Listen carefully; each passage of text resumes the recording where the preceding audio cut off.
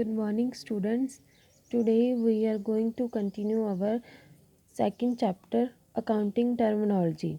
In this chapter, I am going to discuss our remaining parts of this chapter, which is about the basic information of important concept. First is trade receivable. ਅੱਜ ਦੇ ਇਸ concept ਦੇ ਵਿੱਚ ਵੈਸੇ ਜੋ 20th topic ਹੈ ਉਹ continue ਕਰਨ ਜਾ ਰਹੇ ਹਾਂ ਵਿਚ ਇਜ਼ ਟ੍ਰੇਡ ਰਿਸੀਵੇਬਲ ਜਿਹੜੇ ਹੁੰਦੇ ਆ ਉਹ ਇਹ ਦਰਸਾਉਂਦੇ ਆ ਕਿ ਬਿਜ਼ਨਸਮੈਨ ਨੇ ਕਿੰਨਾ ਪੈਸਾ ਜਿਹੜਾ ਉਹ ਬਾਕੀ ਲੋਕਾਂ ਤੋਂ ਲੈਣਾ ਹੈ। ਟੋਟਲ ਰਿਸੀਵੇਬਲ ਵੀ ਇਹਨਾਂ ਨੂੰ ਅਸੀਂ ਕਹਿ ਦਿੰਦੇ ਹਾਂ ਵੀ ਜਿੰਨਾ ਪੈਸਾ ਬਿਜ਼ਨਸ ਨੇ ਵਪਾਰ ਦੇ ਨਾਲ ਜੁੜੇ ਲੋਕਾਂ ਤੋਂ ਲੈਣਾ ਹੋਏਗਾ। The business has to receive from other parties on revenue account. ਜਦੋਂ ਕਿਸੇ ਬਿਜ਼ਨਸਮੈਨ ਨੇ ਅਲੱਗ-ਅਲੱਗ ਲੋਕਾਂ ਤੋਂ ਪੈਸਾ ਲੈਣਾ ਹੋਵੇ ਉਹਨੂੰ ਅਸੀਂ ਟ੍ਰੇਡਰ ਰਿਸੀਵੇਬਲ ਬੋਲਦੇ ਹਾਂ। ਇਹ ਉਦੋਂ ਹੀ ਹੁੰਦਾ ਹੈ, ਇਹ ਅਕਾਊਂਟ ਉਦੋਂ ਹੀ ਦੇਖਣ ਨੂੰ ਮਿਲਦੇ ਆ ਜਦੋਂ ਸਮਾਨ ਆ ਜਿਹੜਾ ਉਹ ਉਧਾਰ 'ਤੇ ਸੇਲ ਕੀਤਾ ਜਾਂਦਾ, ਕ੍ਰੈਡਿਟ 'ਤੇ ਸੇਲ ਕੀਤਾ ਜਾਂਦਾ। ਔਰ ਪਰਚੇਜ਼ਰ ਜਿਹੜਾ ਹੋਊਗਾ, ਜਿਹੜਾ ਸਮਾਨ ਖਰੀਦਦਾ ਹੈ ਉਹ ਡੈਬਿਟਰਸ ਬਣ ਜਾਣਗੇ। ਡੈਬਿਟਰਸ ਮਤਲਬ ਕਿ ਦੇਣਦਾਰ, ਠੀਕ ਹੈ। ਔਰ ਅਗਰ ਆਪਣੇ ਕੋਲ ਕਿਸੇ ਵੀ ਬਿਜ਼ਨਸਮੈਨ ਕੋਲ ਇਹ ਜ਼ਿਆਦਾਤਰ 1 ਸਾਲ ਦੇ ਵਿੱਚ ਰਿਲਾਈਜ਼ ਕੀਤੇ ਜਾਂਦੇ ਆ ਵਿਦਿਨ ਆ ਈਅਰ। ਐਂਡ ਜਿਹੜੇ ਟੋਟਲ ਡੈਬਿਟਰਸ ਹੋਣਗੇ ਜਾਂ ਜਿੰਨਾ ਵੀ ਡੈਬਿਟਰਸ ਦਾ ਟੋਟਲ ਹੋਊਗਾ ਉਹਨਾਂ ਨੂੰ ਅਸੀਂ ਟ੍ਰੇਡ ਰਿਸੀਵੇਬਲ ਬੋਲਦੇ ਹਾਂ। ਡੈਬਿਟਰਸ 'ਤੇ ਜਿੰਨੇ ਸਾਡੇ ਬਿੱਲ ਰਿਸੀਵ ਕਰਨ ਵਾਲੇ ਆ, ਜਿੰਨੇ ਪੈਸੇ ਸਾਨੂੰ ਮਿਲਣ ਵਾਲੇ ਆ, ਉਹਨਾਂ ਸਾਰਿਆਂ ਦੇ ਟੋਟਲਸ ਨੂੰ ਅਸੀਂ ਕੀ ਬੋਲਦੇ ਹਾਂ? Trade receivable. ਦੂਸਰੇ ਹੁੰਦੇ ਆ ਟ੍ਰੇਡ ਪੇਏਬਲ ਦਾ ਮਤਲਬ ਹੁੰਦਾ ਕਿ ਕਿਸੇ ਪਰਸਨ ਨੂੰ ਅਸੀਂ ਕੋਈ ਨਾ ਕੋਈ ਜਿਹੜੀ ਇਨਕਮ ਕੋਈ ਨਾ ਕੋਈ ਅਮਾਊਂਟ ਆ ਜਿਹੜੀ ਉਹ ਪੇ ਕਰਨੀ ਹੁੰਦੀ ਹੈ, ਪੈਸੇ ਦੇਣੇ ਹੁੰਦੇ ਆ। It means business has to pay to other parties, ਯਾਨੀ ਕਿ ਬਿਜ਼ਨਸ ਨੇ ਲੋਕਾਂ ਨੂੰ ਪੈਸੇ ਦੇਣੇ ਆ। ਇਹ ਉਦੋਂ ਹੈਪਨ ਹੁੰਦਾ ਜਦੋਂ ਇੱਕ ਬਿਜ਼ਨਸਮੈਨ ਕੋਈ ਸਮਾਨ ਜਿਹੜਾ ਉਹ ਕ੍ਰੈਡਿਟ 'ਤੇ ਪਰਚੇਜ਼ ਕਰਦਾ ਐਂਡ ਜਿਹੜਾ ਸੈਲਰ ਹੁੰਦਾ ਜੋ ਸਮਾਨ ਸੇਲ ਕਰ ਰਿਹਾ ਹੁੰਦਾ ਉਹ ਕੀ ਬਣ ਜਾਂਦਾ? ਕ੍ਰੈਡੀਟਰ ਬਣ ਜਾਂਦਾ। ਉਹ ਸਮਾਨ ਨੂੰ ਦੇ ਰਿਹਾ ਹੋਊਗਾ, ਉਹ ਚੀਜ਼ਾਂ ਨੂੰ ਸੇਲ ਕਰ ਰਿਹਾ ਹੋਊਗਾ ਕਾਹਦੇ ਉੱਪਰ? ਕ੍ਰੈਡਿਟ ਦੇ ਉੱਪਰ, ਉਧਾਰ ਦੇ ਉੱਪਰ। ਇੱਦਾਂ ਦੇ ਜਿਹੜੇ ਕ੍ਰੈਡੀਟਰਸ ਹੋਣਗੇ ਜੋ ਬਿੱਲ ਨੂੰ ਡਰੋ ਕਰਦੇ ਆ, ਠੀਕ ਹੈ। ਔਰ ਜੋ ਬਿੱਲ ਉਹ ਡਰੋ ਕਰਦੇ ਆ ਉਹ ਐਕਸੈਪਟ ਕੀਤਾ ਜਾਂਦਾ ਹੈ ਬਾਇਰ ਦੁਆਰਾ, ਕਿਉਂਕਿ ਉਹਨਾਂ ਨੇ ਡਰੋ ਕੀਤਾ ਔਰ ਬਾਇਰ ਨੇ ਉਸ ਬਿੱਲ ਨੂੰ ਕੀ ਕੀਤਾ? ਐਕਸੈਪਟ ਕੀਤਾ। ਅਤੇ ਜਿਹੜੇ ਇੱਦਾਂ ਦੇ ਹੋਣਗੇ ਬਿੱਲ ਆਫ ਐਕਸਚੇਂਜ ਦੇ ਵਿੱਚ ਜਿਹੜੇ ਬਾਇਰ ਜਿਹੜੇ ਹੋਣਗੇ ਇੱਦਾਂ ਦੇ ਉਹਨਾਂ ਨੂੰ ਬਿੱਲ ਪੇਏਬਲ ਬੋਲਿਆ ਜਾਊਗਾ। These bill of exchange are payable within a year. ਇਹ ਦੋਨੋਂ ਬਿੱਲ ਆ ਜਿਹੜੇ 1 ਸਾਲ ਦੇ ਵਿੱਚ ਹੀ ਪੇ ਕੀਤੇ ਜਾਂਦੇ ਆ। 1 ਸਾਲ ਦੇ ਵਿੱਚ ਹੀ ਇਹਨਾਂ ਨੂੰ ਰਿਲਾਈਜ਼ ਕੀਤਾ ਜਾਂਦਾ। ਔਰ ਇਹ ਜਿਹੜੇ ਟੋਟਲ ਕ੍ਰੈਡੀਟਰਸ ਹੋਣਗੇ ਅਤੇ ਜਿੰਨੇ ਆਪਣੇ ਬਿੱਲ ਪੇਏਬਲ ਹੋਣਗੇ ਉਹਨਾਂ ਦੇ ਟੋਟਲ ਨੂੰ ਕੀ ਬੋਲਿਆ ਜਾਂਦਾ ਹੈ? ਟ੍ਰੇਡ ਪੇਏਬਲ। ਅੱਗੇ ਹੈ ਇਕੁਇਟੀ। ਜਿਹੜੀ ਇਕੁਇਟੀ ਟਰਮ ਆ ਉਹਨੂੰ ਅਸੀਂ ਬਹੁਤ ਹੀ ਜ਼ਿਆਦਾ ਲੈਵਲ ਦੇ ਵਿੱਚ ਦੇਖ ਸਕਦੇ ਹਾਂ। ਬਰੋਡਰ ਸੈਂਸ ਹੁੰਦੀ ਹੈ, ਬਹੁਤ ਜ਼ਿਆਦਾ ਵਾਈਡ ਲੈਵਲ ਹੁੰਦੀ ਹੈ। ਇਕੁਇਟੀ ਓਨਰ ਨੂੰ ਅਸੀਂ ਜਿਹੜੇ ਮਾਲਿਕ ਬੋਲ ਦਿੰਦੇ ਹਾਂ ਕੰਪਨੀ ਦੇ। ਇਹ ਜ਼ਿਆਦਾਤਰ ਇਹਨਾਂ ਦਾ ਜਿਹੜਾ ਕਲੇਮ ਹੁੰਦਾ ਉਹ ਜ਼ਿਆਦਾਤਰ ਕਿਹਦੇ 'ਤੇ ਹੁੰਦਾ? ਐਸਿਡਸ 'ਤੇ ਹੁੰਦਾ। ਬਿਜ਼ਨਸ ਦੀ ਜੋ ਸੰਪੱਤੀ ਹੁੰਦੀ ਆ ਉਹਦੇ ਉੱਪਰ ਇਹ ਕਲੇਮ ਕਰ ਸਕਦੇ ਆ ਵੀ ਜੇ ਇਨ ਕੇਸ ਬਿਜ਼ਨਸਮੈਨ ਕਸਟਮਰ ਨੂੰ ਜਾਂ ਜਿਹੜੇ ਪਰਸਨ ਹੋਣਗੇ ਉਹਨਾਂ ਨੂੰ ਪੈਸਾ ਨਹੀਂ ਦੇ ਪਾ ਰਿਹਾ ਤਾਂ ਇਹ ਬਿਜ਼ਨਸ ਦੀ ਪ੍ਰੋਪਰਟੀ ਅਗੇਨ ਹੈ ਜਿਹੜਾ ਉਹ ਕਲੇਮ ਕਰ ਸਕਦੇ ਆ। ਅੱਗੇ ਹੈ ਓਨਰ। ਇਸ ਅਕੋਰਡਿੰਗ ਉਹਨਾਂ ਨੇ ਕਸਟਮਰ ਜਿਹੜੇ ਜਿਨ੍ਹਾਂ ਤੋਂ ਲੋਨ ਵਗੈਰਾ ਲਿਆ ਹੋਊਗਾ ਜਾਂ ਜਿਨ੍ਹਾਂ ਨੇ ਪੈਸਾ ਦਿੱਤਾ ਹੋਊਗਾ ਬਿਜ਼ਨਸ ਨੂੰ, ਉਹ ਬਿਜ਼ਨਸ ਦੀ ਪ੍ਰੋਪਰਟੀ ਦੇ ਅਗੇਨ ਕਲੇਮ ਕਰ ਸਕਦੇ ਆ, ਦਾਅਵਾ ਕਰ ਸਕਦੇ ਆ। 2 ਤਰ੍ਹਾਂ ਦੇ ਹੋਣਗੇ ਇਹ। ਫਸਟ ਹੋਏਗਾ ਓਨਰ, ਇੱਕ ਮਾਲਿਕ ਦੀ ਇਕੁਇਟੀ ਹੁੰਦੀ ਹੈ, ਇੱਕ ਕ੍ਰੈਡੀਟਰ ਦੀ ਇਕੁਇਟੀ ਹੁੰਦੀ ਹੈ। ਮਾਲਿਕ ਦਾ ਮਤਲਬ ਹੁੰਦਾ ਕਿ ਜਿਹੜੇ ਪਰਸਨ ਨੇ ਬਿਜ਼ਨਸ ਦੇ ਵਿੱਚ ਪੈਸਾ ਲਗਾਇਆ ਉਹ ਐਜ਼ ਅ ਓਨਰ ਰਹੇਗਾ ਅਤੇ ਉਹ ਓਨਰ ਹੋਣ ਦੇ ਨਾਂ 'ਤੇ ਬਿਜ਼ਨਸ ਦੇ ਵਿੱਚ ਪ੍ਰੋਪਰਟੀ 'ਤੇ ਕਲੇਮ ਕਰ ਸਕਦਾ। ਸੈਕਿੰਡ ਹੋਏਗਾ ਕ੍ਰੈਡੀਟਰਸ ਦਾ ਮਤਲਬ ਹੋਏਗਾ ਕਿ ਉਹ ਵਾਲੇ ਪਰਸਨ ਜਿਨ੍ਹਾਂ ਨੇ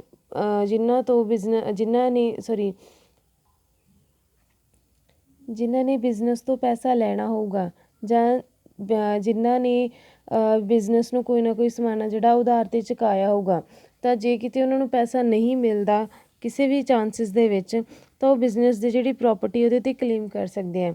claim of the outsider again the acid of the business.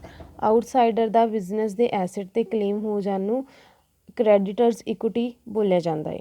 Next ਹੈ ਇੱਕ ਕੰਸੈਪਟ ਇਕੁਏਸ਼ਨ ਦਾ, ਜਿਹਦੇ ਵਿੱਚ ਆਪਾਂ ਦੇਖਣਾ ਹੈ ਵੀ ਇਕੁਇਟੀ ਔਰ ਐਸਿਡਸ ਆ ਜਿਹੜੇ ਉਹ ਇਕੁਅਲ ਹੁੰਦੇ ਆ। ਕਿਵੇਂ? ਓਨਰ ਦੀ ਇਕੁਇਟੀ ਅਤੇ ਜਿਹੜੀ ਆਊਟਸਾਈਡ ਇਕੁਇਟੀ, ਅਗਰ ਦੋਨਾਂ ਨੂੰ ਅਸੀਂ ਐਡ ਕਰ ਦਈਏ ਤਾਂ ਸਾਡੇ ਟੋਟਲ ਐਸੈਟਸ ਆ ਜਿਹੜੇ ਉਹ ਦੇਖਣ ਨੂੰ ਮਿਲਣਗੇ। ਨੈਕਸਟ ਹੈ ਇਨਵੋਇਸ। ਇਨਵੋਇਸ ਨੂੰ ਅਸੀਂ ਸੂਚੀ ਬੋਲਦੇ ਹਾਂ, ਲਿਸਟ ਜਿਹਨੂੰ ਅਸੀਂ ਕਹਿ ਦਿੰਦੇ ਹਾਂ, ਠੀਕ ਹੈ। ਇਹਦੇ ਵਿੱਚ ਗੁਡਸ ਨੂੰ ਇੱਕ ਲਿਸਟ ਦੇ ਵਿੱਚ ਲਿਖਿਆ ਹੁੰਦਾ, ਜਿਹਦੇ ਵਿੱਚ ਉਹਨਾਂ ਨੇ ਸਪੈਸੀਫਿਕ ਜਿਹੜਾ ਪ੍ਰਾਈਜ਼ ਆ ਕਿਸੇ ਵੀ ਗੁਡਸ ਦਾ, ਠੀਕ ਹੈ, ਅਤੇ ਉਹ ਕਿਹੜੀਆਂ ਕੰਡੀਸ਼ਨਾਂ 'ਤੇ ਉਹਨੂੰ ਸੇਲ ਕੀਤਾ ਜਾਊਗਾ, ਕਿਹੜੀਆਂ ਸ਼ਰਤਾਂ ਹੋਣਗੀਆਂ ਸੇਲ ਕਰਨ ਦੀਆਂ, ਉਹ ਲਿਖੀਆਂ ਹੋਣਗੀਆਂ ਇੱਕ ਲਿਸਟ ਦੇ ਵਿੱਚ। ਐਕਸਪੈਂਸਿਸ ਜਾਣਦੇ ਆ। ਐਕਸਪੈਂਸਿਸ ਦਾ ਮਤਲਬ ਹੁੰਦਾ ਖਰਚੇ, ਅਤੇ ਜਿਹੜੇ ਖਰਚੇ ਕਿਸੇ ਵੀ ਟਾਈਮ ਦੇ ਨਾਲ ਜੁੜੇ ਹੋਣ, ਠੀਕ ਹੈ, ਅਕਾਊਂਟਿੰਗ ਪੀਰੀਅਡ ਦੇ ਨਾਲ ਜੁੜੇ ਹੋਣ ਜਾਂ ਬਿਜ਼ਨਸ ਦੇ ਨਾਲ ਜੁੜੇ ਹੋਣ, ਉਹਨਾਂ ਨੂੰ ਅਸੀਂ ਖਰਚੇ ਬੋਲਦੇ ਨੇ। ਔਰ ਬਿਜ਼ਨਸ ਦੇ ਵਿੱਚ ਕਿਹੜੇ ਕਿਹੜੇ ਖਰਚੇ ਹੁੰਦੇ ਆ? ਸੈਲਰੀ ਦੇਣੀ, ਰੈਂਟ ਪੇ ਕਰਨਾ, ਕਿਸੇ ਨੂੰ ਕਮਿਸ਼ਨ ਦੇਣਾ, ਇੰਟਰਸਟ ਹੈ ਜਿਹੜਾ ਉਹ ਪੇ ਕਰਨਾ, ਠੀਕ ਹੈ, ਜਾਂ ਜਿਹੜੇ ਚਾਰਜ ਕੀਤੇ ਜਾਂਦੇ ਆ trading account and profit and loss ਦੇ ਵਿੱਚ, ਜੋ ਵੀ ਖਰਚੇ ਆ ਜਿਹੜੇ ਬਿਜ਼ਨਸ ਨੂੰ ਪੇ ਕਰਨੇ ਹੁੰਦੇ ਆ ਉਹਨੂੰ ਐਕਸਪੈਂਸਿਸ ਬੋਲ ਦਿੰਦੇ ਆ। ਦੋ ਤਰ੍ਹਾਂ ਦੇ ਹੋਣਗੇ, ਇੱਕ ਤਾਂ ਜਿਹੜੇ ਪ੍ਰੀਪੇਡ ਹੁੰਦੇ ਆ। ਪ੍ਰੀਪੇਡ ਦਾ ਮਤਲਬ ਹੁੰਦਾ ਕਿ ਪਹਿਲਾਂ ਦਿੱਤੇ ਹੋਏ ਆ, ਹਜੇ ਮਿਲੇ ਨਹੀਂ ਸੀ ਸਾਨੂੰ ਖਰਚੇ ਉਹ, ਪਰ ਅਸੀਂ ਪਹਿਲਾਂ ਹੀ ਪੇ ਕੀਤੇ, ਸਾਨੂੰ ਪਤਾ ਸੀ ਵੀ ਅੱਗੇ ਜਾ ਕੇ ਸਾਨੂੰ ਇਹ ਆ ਜਾਣਗੇ ਖਰਚੇ। ਆਊਟਸਟੈਂਡਿੰਗ, ਹਜੇ ਦੇਣ ਵਾਲੇ ਰਹਿੰਦੇ ਆ, ਬੈਲੈਂਸ ਆ ਜਿਹੜਾ ਉਹ ਮਾਈਨਸ 'ਚ ਚੱਲ ਰਿਹਾ ਵੀ ਅਸੀਂ ਬੈਲੈਂਸ ਆ ਜਿਹੜਾ ਹਜੇ ਹੋਰ ਦੇਣਾ ਹੈ, ਦਿੱਤਾ ਨਹੀਂ ਬਟ ਦੇਣਾ ਹੈ, ਠੀਕ ਹੈ। ਫਸਟ ਹੋਏਗਾ ਪ੍ਰੀਪੇਡ। ਪ੍ਰੀਪੇਡ ਦਾ ਮਤਲਬ ਹੁੰਦਾ ਕਿ ਜਿਹੜੇ ਪੈਸੇ ਆਪਾਂ ਐਡਵਾਂਸ ਦੇ ਵਿੱਚ ਪੇਡ ਕੀਤੇ ਹੋਣ, ਪੇਡ ਇਨ ਐਡਵਾਂਸ, ਠੀਕ ਹੈ, ਉਹਨੂੰ ਅਸੀਂ ਕਹਿ ਸਕਦੇ ਹਾਂ। ਇਹਦੇ ਵਿੱਚ ਐਗਜ਼ਾਮਪਲ ਅਸੀਂ ਇੰਸ਼ੋਰੈਂਸ ਪ੍ਰੀਮੀਅਮ ਦੀ ਲੈ ਸਕਦੇ ਹਾਂ, ਕਿਉਂਕਿ ਕਈ ਵਾਰੀ ਪਰਸਨ ਆ ਜਿਹੜਾ ਉਹ ਆਪਣੀ ਇੱਕ ਦੋ ਇੰਸਟਾਲਮੈਂਟਸ ਆ ਜਿਹੜੀਆਂ ਪਹਿਲਾਂ ਹੀ ਭਰ ਦਿੰਦਾ, ਤਾਂ ਕਿ ਉਹਨੂੰ ਹਰ ਮਹੀਨੇ ਜਾਂ 2 ਮਹੀਨੇ ਥੋੜ੍ਹੀ ਰਿਲੈਕਸੇਸ਼ਨ ਮਿਲ ਜੇ, ਉਹਨੂੰ ਜ਼ਿਆਦਾ ਪਰੇਸ਼ਾਨੀ ਨਾ ਉਠਾਉਣੀ ਪਵੇ। ਤਾਂ ਉਹਦੇ ਨਾਲ ਕੀ ਹੋ ਜਾਂਦਾ, ਜਿਹੜੀ ਉਹਦੀ 2 ਮਹੀਨਿਆਂ ਦੀ ਇੰਸਟਾਲਮੈਂਟ ਆ ਉਹ ਪਹਿਲਾਂ ਪੇ ਕਰ ਸਕਦਾ। ਪਹਿਲਾਂ ਪੇਡ ਕੀਤੇ ਹੋਏ ਪੈਸੇ ਨੂੰ ਜਾਂ ਇਨਕਮ ਕੋਈ ਵੀ ਖਰਚੇ ਜਿਹੜੇ ਉਹਨਾਂ ਨੂੰ ਪ੍ਰੀਪੇਡ ਐਕਸਪੈਂਸਿਸ ਬੋਲ ਦਿੰਦੇ ਆ। ਆਊਟਸਟੈਂਡਿੰਗ ਦਾ ਮਤਲਬ ਹੁੰਦਾ ਕਿ ਹਜੇ ਸਾਡੇ ਦੇਣ ਵਾਲੇ ਰਹਿੰਦੇ ਆ। Has been incurred but not paid, ਖਰਚੇ ਖੜੇ ਹੋ ਗਏ ਆ ਪਰ ਦਿੱਤੇ ਨਹੀਂ ਆ, ਠੀਕ ਹੈ, ਇਸ ਨੂੰ ਅਸੀਂ ਆਊਟਸਟੈਂਡਿੰਗ ਬੋਲ ਦਿੰਦੇ ਹਾਂ। ਇੱਥੇ ਉਹਨਾਂ ਨੇ ਬੋਲਿਆ ਕਿ ਮੰਨ ਕੇ ਚੱਲੋ ਕਿ ਕੋਈ ਰੈਂਟ ਆ 5000 ਦਾ ਜਿਹੜਾ ਉਹ ਦੇਣ ਵਾਲਾ ਰਹਿੰਦਾ ਹੈ, ਠੀਕ ਹੈ, ਔਰ ਉਹ ਤੁਸੀਂ ਮਾਰਚ ਤੱਕ ਦੇਣਾ ਸੀਗਾ 2020 ਤੱਕ, ਪਰ ਸਮਾਂ ਖਤਮ ਹੋ ਰਿਹਾ ਸੀਗਾ 31 ਮਾਰਚ 2020 ਨੂੰ। ਤਾਂ ਕਹਿੰਦੇ ਜਿਹੜਾ ਰੈਂਟ ਆ ਮੰਥ ਦਾ ਉਹ ਹਜੇ ਦੇਣਾ ਹੈ, ਜਿੰਨਾ ਵੀ ਉਹਨਾਂ ਦਾ ਰਹਿੰਦਾ ਹੈ ਉਹ ਨੈਕਸਟ ਅਕਾਊਂਟਿੰਗ ਈਅਰ ਦੇ ਵਿੱਚ ਦੇਣਗੇ। ਤਾਂ ਪਿਛਲੇ ਸਾਲ ਦਾ ਜਿਹੜਾ ਉਹਨਾਂ ਦਾ ਬੈਲੈਂਸ ਸ਼ੋ ਹੋ ਰਿਹਾ ਸੀਗਾ ਅਕਾਊਂਟਿੰਗ ਈਅਰ ਦਾ, ਉਹ ਹਜੇ ਉਹਨਾਂ ਨੇ ਦੇਣਾ ਹੈ, ਤਾਂ ਦਿੱਤਾ ਨਹੀਂ ਹੈ ਬਟ ਦੇਣਾ ਹੈ। ਇਹ ਹੋਣਗੇ ਆਊਟਸਟੈਂਡਿੰਗ। ਅੱਗੇ ਹੈ ਸਾਡੇ ਕੋਲ ਐਕਸਪੈਂਡੀਚਰ। ਐਕਸਪੈਂਸ ਔਰ ਐਕਸਪੈਂਡੀਚਰ ਦੋਨੋਂ ਅਲੱਗ-ਅਲੱਗ ਟਰਮਸ ਆ। ਇਹ ਜਿਹੜੇ ਐਕਸਪੈਂਡੀਚਰ ਆ ਉਹ ਜ਼ਿਆਦਾਤਰ ਐਸਿਡਸ ਵਗੈਰਾ 'ਤੇ ਮਿਲਦੇ ਆ। ਐਸਿਡਸ ਨੂੰ ਖਰੀਦਣ 'ਤੇ ਜਾਂ ਕੋਈ ਸਰਵਿਸਿਜ਼ ਵਗੈਰਾ ਲੈਣ 'ਤੇ, ਐਕਵਾਇਰਡ ਕਰਨ ਦਾ ਮਤਲਬ ਹੁੰਦਾ ਕਿ ਲੈਣੀ ਆ, ਪ੍ਰਾਪਤ ਕਰਨੀ ਆ, ਠੀਕ ਹੈ, ਔਰ ਇਹ ਜ਼ਿਆਦਾਤਰ ਕੈਸ਼ ਦੇ ਵਿੱਚ ਕੀਤੇ ਜਾਂਦੇ ਆ, ਠੀਕ ਹੈ, ਕਿਉਂਕਿ ਜ਼ਿਆਦਾਤਰ ਇਹਦੀ ਵੈਲਿਊ ਕੈਸ਼ ਦੇ ਨਾਲ ਕੀਤੀ ਜਾਂਦੀ ਹੈ। ਅਗਰ ਕੈਸ਼ ਨਹੀਂ ਹੈ ਤਾਂ ਕਈ ਵਾਰੀ ਚੀਜ਼ਾਂ ਨੂੰ ਹੀ ਐਕਸਚੇਂਜ ਕਰ ਲਿਆ ਜਾਂਦਾ, ਚੀਜ਼ਾਂ ਆਪਸ ਦੇ ਵਿੱਚ ਐਕਸਚੇਂਜ ਕਰਕੇ ਇਹਨਾਂ ਨੂੰ ਜਿਹੜਾ ਇੱਕ ਹਿਸਾਬ ਕਿਤਾਬ ਆ ਉਹਨਾਂ ਨੂੰ ਬਰਾਬਰ ਕੀਤਾ ਜਾਂਦਾ। ਅੱਗੇ ਇਹ ਵੀ ਦੋ ਤਰ੍ਹਾਂ ਦੇ ਹੋਣਗੇ, ਇੱਕ ਤਾਂ ਹੋਊਗਾ ਕੈਪੀਟਲ ਐਕਸਪੈਂਡੀਚਰ, ਤਿੰਨ ਤਰ੍ਹਾਂ ਦੇ, ਕੈਪੀਟਲ, ਰੈਵਨਿਊ ਔਰ ਡੈਫਰਡ ਰੈਵਨਿਊ ਐਕਸਪੈਂਡੀਚਰ। 3 ਕੈਟਾਗਰੀਜ਼ ਹੋਣਗੀਆਂ ਇਹਦੀਆਂ। ਕੈਪੀਟਲ ਐਕਸਪੈਂਡੀਚਰ ਦੇ ਵਿੱਚ ਕੀ ਹੋਊਗਾ ਕਿ ਜਿਹੜੀ ਪਰਚੇਜ਼ ਹੋਊਗੀ ਐਸਿਡ ਦੀ ਉਹ ਕੀ ਕੀਤੀ ਜਾਊਗੀ, ਪਹਿਲਾਂ ਰੱਖ ਲਈ ਜਾਊਗੀ ਸਟਾਰਟਿੰਗ ਦੇ ਵਿੱਚ, ਮਤਲਬ ਕਿ ਇਹਦੇ 'ਤੇ ਆਪਾਂ ਨੂੰ ਪਹਿਲਾਂ ਖਰਚਾ ਕਰਨਾ ਪਊਗਾ, ਖਰਚਾ ਲਗਾਉਣਾ ਪਊਗਾ, ਅਤੇ ਇਹਦੇ ਜਿਹੜੀ ਆਪਾਂ ਨੂੰ ਬੈਨੀਫਿਟ ਆ ਉਹ ਅੱਗੇ ਜਾ ਕੇ ਮਿਲਣਗੇ। ਆਪਾਂ ਨੂੰ ਅੱਜ ਹੀ ਨਹੀਂ ਹੈ ਵੀ ਅੱਜ ਖਰਚਾ ਕਰਤਾ ਅਤੇ ਆਪਾਂ ਨੂੰ ਅੱਜ ਹੀ ਇਹਦੀ ਆਮਦਨੀ ਮਿਲਣੀ ਸਟਾਰਟ ਹੋ ਜੂਗੀ। ਇਹਦੇ ਵਿੱਚ ਪਹਿਲਾਂ ਆਪਾਂ ਖਰਚਾ ਕਰਾਂਗੇ ਅਤੇ ਫਿਊਚਰ ਦੇ ਵਿੱਚ ਆਪਾਂ ਨੂੰ ਇਹਨੂੰ ਬੈਨੀਫਿਟ ਜਿਹੜੇ ਮਿਲਣ ਦੇ ਆਪਾਂ ਨੂੰ ਚਾਂਸਿਸ ਹੋ ਜਾਣਗੇ। ਐਗਜ਼ਾਮਪਲ ਅਸੀਂ ਕਿਸੇ ਬਿਲਡਿੰਗ ਦੀ ਲੈ ਸਕਦੇ ਹਾਂ। ਪਹਿਲਾਂ ਤਾਂ ਖਰਚਾ ਕਰਕੇ ਬਣਾਉਣੀ ਪਊਗੀ, ਬੈਨੀਫਿਟ ਕਦੋਂ ਹੋਊਗਾ, ਜਦੋਂ ਅਸੀਂ ਉਹਨੂੰ ਮਹਿੰਗੇ ਭਾਅ ਦੇ ਵਿੱਚ ਸੇਲ ਕਰਾਂਗੇ, ਬਣੇ ਹੋਏ ਰੇਟ ਨਾਲੋਂ ਜ਼ਿਆਦਾ ਰੇਟ ਦੇ ਵਿੱਚ ਸੇਲ ਕਰਾਂਗੇ, ਫਿਰ ਉਹ ਸਾਡੇ ਜਿਹੜੇ ਖਰਚੇ ਆ ਉਹ ਸਾਡੇ ਕੀ ਬਣ ਜਾਣਗੇ, ਫਾਇਦੇ ਬਣ ਜਾਣਗੇ, ਪ੍ਰੋਫਿਟ ਬਣ ਜਾਣਗੇ। ਹੋਰ ਵੀ ਮਸ਼ੀਨਾਂ, ਵਹੀਕਲ, ਇਹ ਸਾਰੀਆਂ ਚੀਜ਼ਾਂ ਇਹਦੇ ਵਿੱਚ ਕਵਰ ਹੋ ਜਾਣਗੀਆਂ। ਨੈਕਸਟ ਹੈ ਰੈਵਨਿਊ ਐਕਸਪੈਂਡੀਚਰ। ਰੈਵਨਿਊ ਐਕਸਪੈਂਸਿਸ ਦਾ ਮਤਲਬ ਹੁੰਦਾ ਕਿ ਜਦੋਂ ਕਿਸੇ ਪਰਸਨ ਨੇ ਗੁਡਸ ਐਂਡ ਸਰਵਿਸਿਜ਼ ਨੂੰ ਖਰੀਦਿਆ ਜਾਂ ਲਈਆਂ ਤਾਂ ਉਦੋਂ ਉਸ ਟਾਈਮ 'ਤੇ ਉਹਨੂੰ ਕਿਹੜੇ ਐਕਸਪੈਂਸਿਸ ਆ ਜਿਹੜੇ ਉਹ ਇਨਕਰਡ ਹੋਏ, ਜਿਵੇਂ an expenses incurred on purchase of goods and service that are consume during the accounting period. ਜਿਹੜੇ ਇੱਕ ਅਕਾਊਂਟਿੰਗ ਸਾਲ ਦੇ ਵਿੱਚ ਜਿਹੜੀਆਂ ਚੀਜ਼ਾਂ ਵਰਤੀਆਂ ਗਈਆਂ ਉਹਨਾਂ 'ਤੇ ਜਿਹੜਾ ਗੁਡਸ ਨੂੰ ਖਰੀਦਣ ਦਾ ਖਰਚਾ ਆਇਆ ਉਹਨੂੰ ਅਸੀਂ ਰੈਵਨਿਊ ਐਕਸਪੈਂਡੀਚਰ ਬੋਲਦੇ ਹਾਂ। ਯਾਨੀ ਕਿ ਕਿਸੇ ਪਰਸਨ ਨੇ ਫੈਕਟਰੀ ਦੇ ਵਿੱਚ ਕੋਈ ਸਮਾਨ ਪ੍ਰੋਡਿਊਸ ਕਰਨਾ ਹੋਵੇ ਕਿਸ ਮਕਸਦ ਦੇ ਲਈ, ਉਹਨੂੰ ਮਾਰਕੀਟ ਦੇ ਵਿੱਚ ਸੇਲ ਕਰਨ ਦੇ ਲਈ, ਔਰ ਉਹ ਸਮਾਨ ਬਣਾਉਣ 'ਤੇ ਜਿਹੜਾ ਉਹਨੂੰ ਖਰਚਾ ਆਇਆ ਅਸੀਂ ਉਹਨੂੰ ਰੈਵਨਿਊ ਐਕਸਪੈਂਡੀਚਰ ਬੋਲਦੇ ਹਾਂ। ਕਿ ਸਾਨੂੰ ਕੋਈ ਸਮਾਨ ਬਣਾਉਣ 'ਤੇ ਖਰਚਾ ਆਇਆ ਔਰ ਉਹ ਸਮਾਨ ਤੋਂ ਸਾਨੂੰ ਕੀ ਮਿਲਣੀ ਅੱਗੇ ਜਾ ਕੇ, ਰੈਵਨਿਊ। ਇਹ ਕੀ ਹੋ ਸਕਦੀਆਂ, ਜਿਵੇਂ ਸਮਾਨ ਸੈਲਰੀ ਹੋ ਸਕਦੀ ਹੈ ਜਿਹੜੀ ਵਰਕਰਸ ਨੂੰ ਪੇ ਕਰਨੀ ਹੈ ਸਮਾਨ ਬਣਾਉਣ ਦੇ ਲਈ, ਰੈਂਟ ਜਿੱਥੇ ਅਸੀਂ ਬਣਾ ਰਹੇ ਹਾਂ, ਇੰਸ਼ੋਰੈਂਸ ਕਿ ਸਾਡਾ ਸਮਾਨ ਆ ਜਿਹੜਾ ਸੇਫ ਰਵੇ, ਸਮਾਨ ਨੂੰ ਪ੍ਰਮੋਟ ਕਰਨ ਦੇ ਲਈ ਐਡਵਰਟਾਈਜ਼ਮੈਂਟ, ਇਹ ਸਾਰੀਆਂ ਸਮਾਨ ਦੇ ਨਾਲ ਜੁੜੀਆਂ ਹੈ ਜੋ ਸਾਡੀ ਰੈਵਨਿਊ ਵਧਾ ਸਕਦੀਆਂ, ਤਾਂ ਕਰਕੇ ਇਹਨੂੰ ਅਸੀਂ ਰੈਵਨਿਊ ਐਕਸਪੈਂਡੀਚਰ ਬੋਲਦੇ ਹਾਂ। ਡੈਫਰਡ ਰੈਵਨਿਊ ਐਕਸਪੈਂਡੀਚਰ, ਹੁਣ ਜਿਹੜੇ ਇਹ ਐਕਸਪੈਂਡੀਚਰ ਹੁੰਦੇ ਆ ਜ਼ਿਆਦਾ ਹੁੰਦੇ ਆ, ਔਰ ਇਹਦੇ ਵਿੱਚ ਸਾਨੂੰ ਫਾਇਦਾ ਹੋਣ ਦੇ ਚਾਂਸਿਸ ਵੀ ਜ਼ਿਆਦਾ ਹੁੰਦੇ ਆ। ਹੁਣ ਇਹ ਨਹੀਂ ਸਾਨੂੰ ਪਤਾ ਵੀ ਕਿੰਨਾ ਕੁ ਹੋ ਸਕਦਾ ਹੈ, ਠੀਕ ਹੈ, ਔਰ ਇਹ ਸਾਨੂੰ ਅਮਾਊਂਟ ਆ ਜਿਹੜੇ ਸਾਨੂੰ ਇਨਕਮ ਹੋਣ ਦੇ ਚਾਂਸਿਸ ਆ ਜਿਹੜੇ ਉਹ ਕਾਫੀ ਮਾਤਰਾ ਦੇ ਵਿੱਚ ਹੋਣ ਦੇ ਚਾਂਸਿਸ ਆ। ਜਿਵੇਂ ਐਗਜ਼ਾਮਪਲ ਦੇ ਤੌਰ 'ਤੇ ਅਸੀਂ ਦੇਖਦੇ ਹਾਂ ਕਿ ਮੰਨ ਕੇ ਚੱਲੋ ਵੀ ਆਪਾਂ ਬਹੁਤ ਜ਼ਿਆਦਾ ਖਰਚਾ ਕਰਤਾ ਐਡਵਰਟਾਈਜ਼ਮੈਂਟ 'ਤੇ, ਬਹੁਤ ਜ਼ਿਆਦਾ ਪ੍ਰਮੋਸ਼ਨ ਕਰਤੀ ਆਪਾਂ ਇੱਕ ਟਾਈਮ ਦੇ ਲਈ, ਤਾਂ ਸਾਨੂੰ ਬਹੁਤ ਖਰਚਾ ਹੋ ਗਿਆ। ਮਾਰਕੀਟ ਦੇ ਵਿੱਚ ਅਸੀਂ ਨਵਾਂ ਮਟੀਰੀਅਲ ਲੈ ਕੇ ਆ ਰਹੇ ਹਾਂ, ਨਿਊ ਪ੍ਰੋਡਕਟ ਲੈ ਕੇ ਆ ਰਹੇ ਹਾਂ, ਉਹਦੀ ਅਸੀਂ ਸੇਲ ਲੈਵਲ ਨੂੰ ਵਧਾਉਣ ਦੇ ਲਈ ਬਹੁਤ ਖਰਚਾ ਕਰਤਾ, ਅਤੇ ਹੁਣ ਅੱਗੇ ਕੀ ਹੋਊਗਾ, ਹੁਣ 4-5 ਸਾਲ ਬਾਅਦ ਜਾਂ ਵੱਧ ਤੋਂ ਵੱਧ ਕਹਿ ਸਕਦੇ ਹਾਂ ਕਿ ਜਿਵੇਂ ਹੁਣ ਅਸੀਂ ਬਹੁਤ ਜ਼ਿਆਦਾ ਪ੍ਰਮੋਸ਼ਨ ਕੀਤੀ, ਉਸ ਪ੍ਰਮੋਸ਼ਨ ਦੇ ਕਰਕੇ ਸਾਨੂੰ ਆਉਣ ਵਾਲੇ 2-3 ਸਾਲਾਂ ਨੂੰ ਬਹੁਤ ਜ਼ਿਆਦਾ ਇਨਕਮ ਹੋਣ ਦੇ ਚਾਂਸਿਸ ਆ, ਤਾਂ ਉਹ ਫਿਊਚਰ ਦੇ ਵਿੱਚ ਥੋੜ੍ਹੀ ਲੇਟ ਜਿਹੜੇ ਬੈਨੀਫਿਟਸ ਦੇਣਗੇ।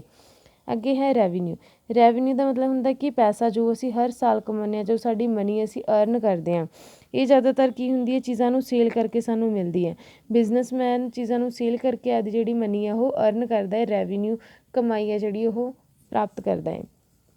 ਇਹਦੇ ਵਿੱਚ ਅਸੀਂ ਆਪਣੇ ਸਾਰੇ ਖਰਚੇ ਕੱਢ ਕੇ ਜੋ ਰਹਿ ਜਾਂਦਾ ਹੈ ਉਹਨੂੰ ਵੀ ਅਸੀਂ ਰੈਵਨਿਊ ਮੰਨਦੇ ਹਾਂ, ਔਰ ਉਹ ਰੈਵਨਿਊ ਨੂੰ ਅਸੀਂ ਨੈੱਟ ਇਨਕਮ ਬੋਲਦੇ ਹਾਂ। ਜੋ ਅਸੀਂ ਪੈਸਾ ਖਰਚੇ ਕੱਢਣ ਤੋਂ ਬਾਅਦ ਦੇਖਦੇ ਹਾਂ ਉਹਨੂੰ ਅਸੀਂ ਨੈੱਟ ਇਨਕਮ ਬੋਲਦੇ ਹਾਂ। ਇਕੱਲੀ ਇਨਕਮ ਦਾ ਮਤਲਬ ਹੁੰਦਾ ਕਿ ਜਿਹੜੀ ਸਾਡੀ ਖੁਦ ਦੀ ਜਿਹੜੀ ਪ੍ਰੋਫਿਟ ਵਗੈਰਾ ਸਾਨੂੰ ਮਿਲਿਆ। ਰੈਵਨਿਊ ਤਾਂ ਟੋਟਲ ਹੁੰਦੀ ਹੈ ਜਿਹਦੇ ਵਿੱਚ ਖਰਚੇ ਵਗੈਰਾ ਸਾਰੇ ਹਜੇ ਐਡ ਨੇ, ਕੱਢੇ ਨਹੀਂ ਆ। ਇਨਕਮ ਹੁੰਦੀ ਹੈ ਜਿਹਦੇ ਵਿੱਚ ਅਸੀਂ ਖਰਚੇ ਕੱਢ ਦਿੰਦੇ ਹਾਂ, ਸਿਰਫ ਸਾਡਾ ਆਪਦਾ ਪੈਸਾ ਰਹਿ ਗਿਆ, ਠੀਕ ਹੈ। ਅਸੀਂ ਕਹਿ ਸਕਦੇ ਹਾਂ ਕਿ difference between revenue and expenses, ਖਰਚੇ ਅਤੇ ਜਿਹੜੀ ਆਮਦਨ ਆ ਉਹਨਾਂ ਨੂੰ ਅਗਰ ਆਪਾਂ ਮਾਈਨਸ ਕਰ ਦਈਏ, ਖਰਚਿਆਂ ਨੂੰ ਰੈਵਨਿਊ ਦੇ ਵਿੱਚ ਮਾਈਨਸ ਕਰ ਦਈਏ, ਤਾਂ ਜਿਹੜਾ ਬਚੂਗਾ ਉਹ ਸਾਡੀ ਇਨਕਮ ਆ। ਗੇਨ ਦਾ ਮਤਲਬ ਹੁੰਦਾ ਕਿ ਕੋਈ ਚੀਜ਼ ਅਸੀਂ ਪ੍ਰਾਪਤ ਕਰਨੀ। ਇਹਦੇ ਵਿੱਚ ਕੀ ਹੁੰਦਾ ਕਿ ਬਿਜ਼ਨਸ ਕੋਈ ਨਾ ਕੋਈ ਚੀਜ਼ ਪ੍ਰਾਪਤ ਕਰਦਾ, ਜਿਵੇਂ ਗੇਨ ਔਨ ਸੇਲ, ਜਿਵੇਂ ਕਿਸੇ ਚੀਜ਼ ਨੂੰ ਉਹਨਾਂ ਨੇ ਸੇਲ ਕੀਤਾ, ਬਿਲਡਿੰਗ ਵਗੈਰਾ ਸੇਲ ਕਰਤੀ, ਬਦਲੇ ਵਿੱਚ ਕੀ ਮਿਲਿਆ ਉਹਨਾਂ ਨੂੰ, ਇਨਕਮ, ਪੈਸੇ ਮਿਲੇ, ਉਹ ਚੀਜ਼ ਉਹਨਾਂ ਦਾ ਗੇਨ ਆ। ਪ੍ਰਾਪਤ ਕਰਨਾ ਕਿਸੇ ਚੀਜ਼ ਦਾ ਪੈਸੇ ਦੇ ਰੂਪ ਵਿੱਚ, ਉਹਨੂੰ ਅਸੀਂ ਗੇਨ ਕਹਿ ਦਿੰਦੇ ਹਾਂ, ਠੀਕ ਹੈ। ਅੱਗੇ ਹੈ ਲੋਸ। ਲੋਸ ਹੁੰਦਾ ਨੁਕਸਾਨ। ਹੁਣ ਇਹ ਵੀ ਦੋ ਤਰ੍ਹਾਂ ਦੇ ਹੋਣਗੇ, ਨੋਮੀਨਲ ਹੋਊਗਾ, ਨੋਰਮਲ ਹੋਊਗਾ, ਅਬਨੋਰਮਲ। ਅਬਨੋਰਮਲ ਦਾ ਮਤਲਬ ਕੀ ਹੁੰਦਾ ਕਿ ਜਿਹੜਾ ਬਹੁਤ ਜ਼ਿਆਦਾ ਹੋਵੇ। ਨੋਰਮਲ ਤਾਂ ਹੁੰਦਾ ਕਿ ਕਿਸੇ ਵੀ ਪ੍ਰੋਡਕਟ ਨੂੰ ਸੇਲ ਕਰਨ 'ਤੇ ਜਿਵੇਂ ਲੀਕੇਜ ਹੋ ਗਈ, ਲੋਸ ਹੋ ਗਿਆ, ਵੇਟ ਹੋ ਗਿਆ, ਨੋਰਮਲ ਹੈ ਵੀ ਇਹ ਤਾਂ ਸਾਨੂੰ ਪਤਾ ਸੀਗਾ ਵੀ ਇਹ ਹੋਣ ਦੇ ਚਾਂਸਿਸ ਹੈਗੇ ਆ। ਬਟ ਅਬਨੋਰਮਲ ਹੋਊਗਾ ਜਿਹਦਾ ਸਾਨੂੰ ਹੋਣ ਦਾ ਕੋਈ ਚਾਂਸ ਨਹੀਂ ਸੀਗਾ, ਅਚਾਨਕ ਕੋਈ ਆ ਗਿਆ, ਠੀਕ ਹੈ, ਮਿਸ ਹੈਪਨਿੰਗ ਹੋ ਗਈ, ਦੁਰਘਟਨਾ ਹੋ ਗਈ, ਕਿਸੇ ਦੀ ਲਾਪਰਵਾਹੀ ਦੇ ਨਾਲ ਹੋ ਗਈ, ਜਿਵੇਂ ਆਪਾਂ ਕਹਿ ਦਿੰਦੇ ਹਾਂ ਐਕਸੀਡੈਂਟ ਹੋ ਗਿਆ, ਜਿਵੇਂ ਆਇਲ ਰਿਫਾਈਨਰੀ ਦੇ ਵਿੱਚ ਕਹਿ ਦਈਏ ਅਚਾਨਕ ਅੱਗ ਲੱਗ ਜਾਣੀ, ਇਹ ਸਾਰੇ ਐਬਨੋਰਮਲ ਹੁੰਦੇ ਆ। ਸੋ ਇਹ ਸੀ ਅੱਜ ਦੇ ਆਪਣੇ ਕੰਸੈਪਟ, ਅਤੇ ਉਮੀਦ ਆ ਕਿ ਤੁਹਾਨੂੰ ਇਹ ਕੰਸੈਪਟ ਸਮਝ ਆਏ ਹੋਣਗੇ। ਅਗਰ ਕੋਈ ਪ੍ਰੋਬਲਮ ਹੈ ਜਾਂ ਕੋਈ ਵੀ ਡਾਊਟ ਹੈ ਤਾਂ ਤੁਸੀਂ ਆਪਣਾ ਡਾਊਟ ਕਲੀਅਰ ਕਰ ਸਕਦੇ ਹੋ। ਕੋਈ ਵੀ ਮੀਨਿੰਗ ਨਾ ਕਲੀਅਰ ਹੋਇਆ ਹੋਵੇ, ਕੰਸੈਪਟ ਨਾ ਕਲੀਅਰ ਹੋਇਆ ਹੋਵੇ, ਤੁਸੀਂ ਡਾਊਟਸ ਜਿਹੜੇ ਉਹ ਕਲੀਅਰ ਕਰ ਸਕਦੇ ਹੋ। Thank you, have a nice day.